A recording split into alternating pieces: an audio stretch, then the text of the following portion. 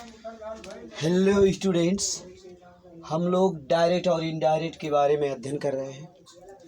इसके पूर्व की वीडियो में मैंने आपको बताया कि यदि रिपोर्टिंग वर्ब प्रेजेंट अथवा फ्यूचर टेंस में हो, इसके पूर्व के वीडियो में मैंने आपको समझाया कि यदि रिपोर्टिंग वर्ब जो है प्रेजेंट टेंस में अथवा फ्यूचर टेंस में है तो रिपोर्टेड स्पीच के टेंस में परिवर्तन नहीं होता है। मैंने आपको बताया था, ठीक है। तो रिपोर्टेड स्पीच जो है, रिपोर्टेड स्पीच में क्या होता है? नो चेंज, परिवर्तन नहीं होता। मैंने बताया, ठीक। मैंने बताया आपको कि अगर रिपोर्टिंग वर्ब, ठीक है, प्रेजेंट अथवा फ्यूचर टेंस में है, ठीक, अर्थात रिपोर्टिंग प्रेजेंट में होने का मतलब ये है कि कर्ता के तुरंत बाद से है अथवा सेज है, ठीक है। और फ्यूचर टेंस में होने का मतलब यह है कि विल से है अथवा शैल से है, ठीक है। फ्यूचर टेंस में होने का मतलब यह है कि रिपोर्टिंग वर्ब विल से है अथवा शैल से। तो अगर रिपोर्टिंग वर्ब प्रेजेंट टेंस में है, ठीक, से अथवा सेज, और फ्यूचर टेंस में है, ठीक है, तो ठीक है, मतलब से के पहले जो है विल और शैल लिखा है, तो आप समझिए रिपोर्टिंग वर्ब फ्यूचर टेंस में होगा, ठीक है। तो ऐसी स्थिति में रिपोर्टेड स्पीच के टेंस में नो चेंज, कोई परिवर्तन नहीं होता। ये मैंने आपको समझाया। अब स्टूडेंट यहाँ देखिए, हम लोग क्या कर रहे हैं, यहाँ पर हम लोग जो है, यहाँ पर हम रूल बी का अध्ययन कर रहे हैं। रूल बी का अध्ययन कर रहे हैं और रूल बी के अंतर्गत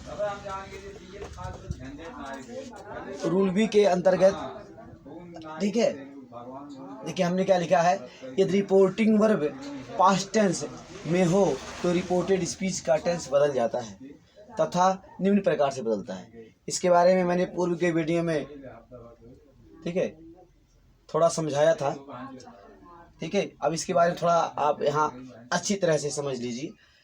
देखिए यहाँ मैंने लिखा डायरेक्ट, यहाँ मैंने लिखा इनडायरेक्ट, ठीक है। तो यदि डायरेक्ट स्पीच में, ठीक है, रिपोर्टेड स्पीच, डायरेक्ट स्पीच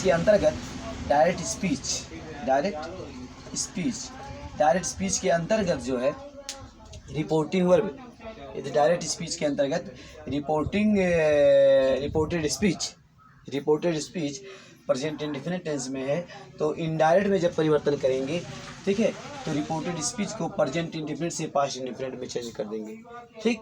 और अगर reported speech present continuous tense में है तो इनडायरेक्ट बनाते समय उसे पास्ट कंटिन्यूअस टेंस में कर देंगे, ठीक है। और रिपोर्टेड स्पीच को प्रेजेंट परफेक्ट टेंस से पास्ट परफेक्ट टेंस में कर देंगे, ठीक है। प्रेजेंट परफेक्ट कंटिन्यूअस टेंस से पास्ट परफेक्ट कंटिन्यूअस टेंस में कर देंगे।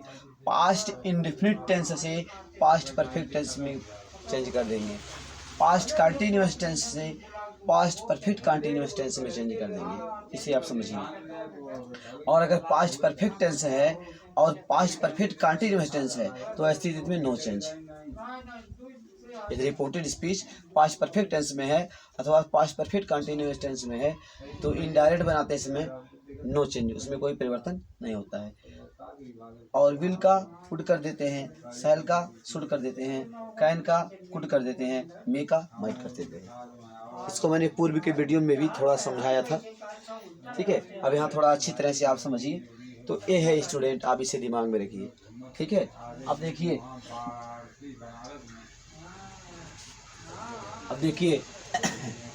अब हम एग्जाम्पल लेकर के इसके विषय में समझेंगे।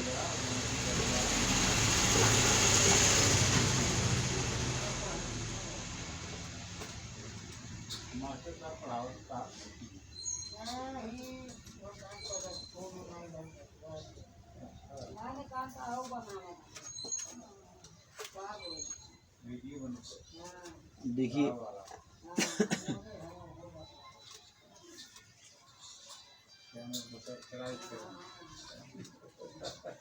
अब देखिए जो है, यहाँ समझिए, ध्यान दीजिए। यहाँ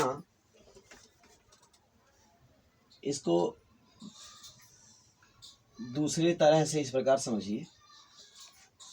देखिए, आप जानते हैं present indefinite tense.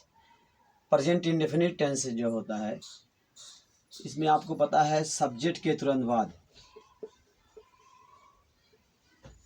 Main verb का फर्स्ट फॉर्म होता है, ठीक है, अथवा सब्जेक्ट के तुरंत बाद मेन वर्ब के फर्स्ट फॉर्म में यस और ईएस ऐड किया हुआ होता है, ठीक। तो ऐसी स्थिति में जो है, ऐसी स्थिति में रिपोर्टिंग ऐसी स्थिति में रिपोर्टेड स्पीच, ठीक है, ऐसी स्थिति में रिपोर्टेड स्पीच जो है प्रेजेंट इंडेफिनिट में होगा, ठीक है। तो ठीक है, तो इसको इनडायरेक्ट बनाते समय ये आपका डायरेक्ट गया, ठीक, और यहाँ इनडायरेक्ट कर लीजिए। तो डायरेक्ट स्पीच में यदि सब्जेक्ट के तुरंत बाद मुक्रिया का फर्स्ट फॉर्म है, या सब्जेक्ट के तुरंत बाद जो है मेन वर्ब का फर्स्ट फॉर्म है, अथवा उसमें एस और ईएस लगा है, ठीक है, तो ये प्रेजेंट इंडेफिनिट का अफर्मेटिव वाक होगा, ये आप जानते हैं, ठीक है। और अगर सहायक क्रिया डू डज है, डू और does, helping verb do does है, अगर डू डज, डू और does, helping verb do does, do और डज का प्रयोग है, तो ऐसी स्थिति में जो है आपका रिपोर्टेड स्पीच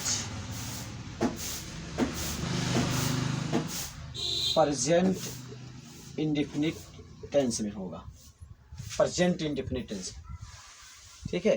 तो इसको हमें पास्ट इंडेफिनिट में चेंज करना है, तो ठीक है, क्या कर देंगे आप, इसको सेकेंड फॉर्म जो मेन वर्ब रहेगा इसको सेकेंड फॉर्म में चेंज कर देंगे, सब्जेक्ट प्लस। ऐसी स्थिति में देखिए, ऐसी ये जो सब्जेक्ट के बाद मेन वर्ब का फर्स्ट फॉर्म है, अथवा मेन वर्ब के फर्स्ट फॉर्म में एस और एस लगा है, जैसे कहा जाए आई राइट ए लेटर, यहाँ देखिए राइट फर्स्ट फॉर्म हो गया। अब उसके बाद लिख दिया जाए ही सिंग्स, ठीक है, तो आई के बाद यहाँ पर राइट मेन वर्ब का फर्स्ट फॉर्म आ गया, ठीक, और ही के बाद जो है यहाँ पर सिंग्स मेन वर्ब के फर्स्ट फॉर्म में यस लग गया। तो जब सब्जेक्ट के तुरंत बाद जो है मेन वर्ब का फर्स्ट फॉर्म हो, अथवा सब्जेक्ट के बाद मेन वर्ब के फर्स्ट फॉर्म में यस अथवा यस लगा हो, ठीक है, तो ये वाक्य जो है प्रेजेंट इंडेफिनिट का अफर्मेटिव होता है, आपको मालूम है प्रेजेंट इंडेफिनिट टेंस का ये अफर्मेटिव वाक्य है, ठीक है। तो ऐसी स्थिति में क्या करेंगे, सब्जेक्ट के बाद मेन वर्ब का सेकंड फॉर्म प्रयोग कर देंगे, ठीक, मेन वर्ब का सेकंड फॉर्म लाएंगे। इस तरह से जो है ये इसका टेंस बदल गया, ठीक है, ऐसा हो गया। और अगर सहायक क्रिया डू डज का प्रयोग है, प्रेजेंट इंडेफिनिट में सहायक क्रिया वाक्य में सहायक क्रिया डू डज है, तब भी आप कहेंगे वाक्य प्रेजेंट इंडेफिनिट टेंस में है, ठीक है। तो आपको पता है डू डज का प्रयोग प्रेजेंट इंडेफिनिट में जो है सहायक क्रिया डू डज का प्रयोग निगेटिव सेंटेंसेज में होता है, अथवा इंटरोगेटिव सेंटेंसेज में होता है, ये आपको मालूम है, अफर्मेटिव में नहीं होता, ठीक। तो जैसे कहा जाए he does not come here, he does not come here, ऐसे कहा जाए he does not come here, वो यहाँ नहीं आता, वो यहाँ नहीं आता है, ठीक, he does not come here, तो डज नॉट, डज का प्रयोग हो गया ना। तो इस तरह से जो है निगेटिव सेंटेंस में प्रेजेंट इंडेफिनिट के निगेटिव में सहायक क्रिया डू डज का प्रयोग होता है, अथवा इंट्रोगेटिव वाक्य में जो है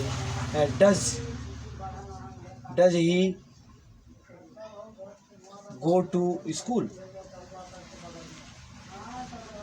does he go to school, क्या वह स्कूल जाता है, does he go to school, क्या वह स्कूल जाता है, ये वाक्य आपको पता है इंट्रोगेटिव है, क्या वह स्कूल जाता है, डज से सहायक क्रिया डज से प्रारंभ हो गया, ये वाक्य इंट्रोगेटिव है, यहाँ पे क्या शब्द का उच्चारण होगा, does he go to school, क्या वह स्कूल जाता है। तो इस तरह से आप समझ सकते हैं, ठीक है। प्रेजेंट इंडेफिनिट के निगेटिव सेंटेंस में, मतलब जिस में नॉट आ जाए, निगेटिव सेंटेंस में सहायक क्रिया डू डज का प्रयोग होता है, और इंट्रोगेटिव सेंटेंसेज में भी होता है। तो इस तरह से आप समझिए, अगर डू डज है, ठीक है, अगर वाक्य में डू डज है तो आप ये समझ लीजिए कि वो प्रेजेंट इंडेफिनिट में है। तो ऐसी स्थिति में आप क्या करेंगे, ठीक है, डू डज को क्या करेंगे, डिड कर देंगे और इसका टेंस बदल जाएगा। डू डज को क्या कर देंगे, डिड में चेंज कर देंगे, डिड, डू डज को आप डिड कर देंगे और इस तरह से जब डू डज डिड हो जाएगा तो टेंस बदल जाएगा। इस प्रकार से जो है प्रेजेंट इंडेफिनिट को आप पास्ट इंडेफिनिट में चेंज कर देते हैं। इस बात को आप समझ लीजिए, ठीक है। तो इस तरह से आप, ये तो लिखने की बात है, ठीक है, लिखने के लिए आप ऐसे लिखिए, ठीक। अब ऐसे लिखे हैं तो आपको वहाँ सोचना पड़ेगा कि प्रेजेंट इंडेफिनिट को पास्ट इंडेफिनिट बदलना है तो सहायक क्रिया ये है, तो पास्ट इंडेफिनिट बदलेंगे तो सहायक क्रिया क्या होगी, या यहाँ फर्स्ट फॉर्म में है तो यहाँ क्या होगा, ये सोचना पड़ेगा आपको। लेकिन यहाँ पर सीधे आप दिमाग में इस तरह रख लीजिए कि सब्जेक्ट के बाद मेन वर्ब का फर्स्ट फॉर्म है, अथवा सब्जेक्ट के पश्चात मेन वर्ब के फर्स्ट फॉर्म में यस और यस लगा है, तो सीधे आप क्या करिए, मेन वर्ब को सेकंड फॉर्म में चेंज कर दीजिए, टेंस बदल गया। डू डज है, डिड कर दीजिए, टेंस बदल गया। इस प्रकार से, ठीक है, टेंस बदल जाएगा, तो प्रेजेंट इंडेफिनिट से पास्ट इंडेफिनिट हो जाएगा। अब अगर रिपोर्टेड स्पीच आपका प्रेजेंट कंटिन्यूअस टेंस में है, मतलब इज एम आर है, इज एम आर, आपको पता है इज एम आर होता है, उसके बाद मुख्य क्रिया में ing होता है, जैसे he is going to market, she is cooking the food. तो इस तरह से अगर इज एम आर है तो आप कहते हैं कि ये किस में है, आप कहते हैं कि वाक्य प्रेजेंट कंटिन्यूअस टेंस में, आप इस तरह से कहते हैं, ठीक है, प्रेजेंट कंटिन्यूअस टेंस में इज एम आर है तो आप कहते हैं कि वाक्य प्रेजेंट कंटिन्यूअस में है। अब इज एम आर को आप क्या करेंगे, वाज वेयर कर देंगे, वाज वेयर में चेंज कर देंगे, वाज वेयर, ठीक। इज एम आर है तो सीधे समझिए वाज वेयर कर दें, इस तरह से टेंस बदल गया और प्रेजेंट कंटिन्यूअस किस में बदल गया, ठीक है, ये आपका पास्ट कंटिन्यूअस, इस तरह से प्रेजेंट कंटिन्यूअस आपका पास्ट कंटिन्यूअस में चेंज हो जाएगा जब इज एम आर को वाज वेयर करेंगे। सीधे आप रख लीजिए कि इज एम आर का वाज वेयर कर देंगे, इस बात को दिमाग में रख लीजिए। और अब देखिए, याद देखिए, प्रेजेंट परफेक्ट में आपको पता है सहायक क्रिया हैज हैव होता है, तो हैज हैव जो होता है, हैज हैव, यहाँ देखिए हैज हैव,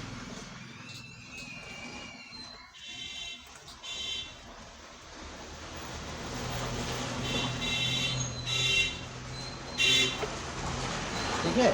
तो देखिए अगर present perfect tense, present perfect tense में आप जानते हैं हेल्पिंग वर्ब जो होता है सहायक क्रिया हैज और हैव, हैज और हैव होता है, हैज हैव का प्रयोग करते हैं यहाँ प्रेजेंट परफेक्ट टेंस में। तो आप क्या करेंगे, हैज हैव को हैड में चेंज कर देंगे, हैज हैव का हैड कर देंगे। आपको पता है प्रेजेंट परफेक्ट टेंस में हैज हैव होता है, उसके बाद मुख्य क्रिया का थर्ड फॉर्म होता है, ठीक। तो आप प्रेजेंट परफेक्ट टेंस को आप टेंस बदलना है प्रेजेंट परफेक्ट से पास्ट परफेक्ट में करना है, तो क्या करेंगे, हैज हैव को आप हैड कर देंगे, इस प्रकार से टेंस बदल जाएगा और ये आपका हो गया, ये क्या कहते हैं, पास्ट परफेक्ट टेंस में इस तरह से टेंस बदल जाएगा, ठीक। तो हैज हैव का हैड कर दीजिए और उसके बाद क्या समझ लीजिए, यहाँ देखिए प्रेजेंट परफेक्ट कंटिन्यूअस टेंस है, तो यहाँ पे आपको पता हैज़ बीन और हैव बीन, हैज़ बीन और हैव बीन जो है हेल्पिंग वर्ब होता है, हैज़ बीन और have been, has been have been.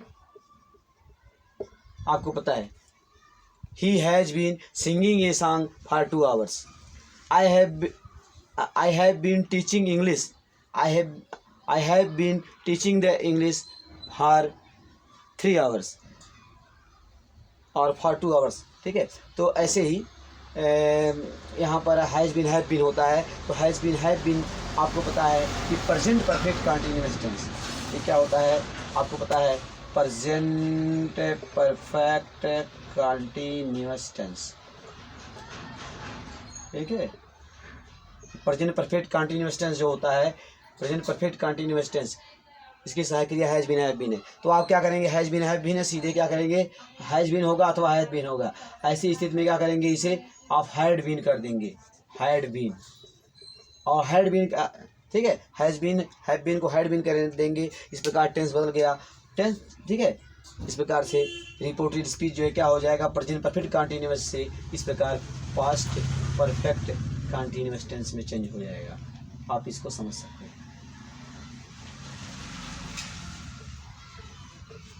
Past perfect continuous tense में चेंज हो जाएगा। पास्ट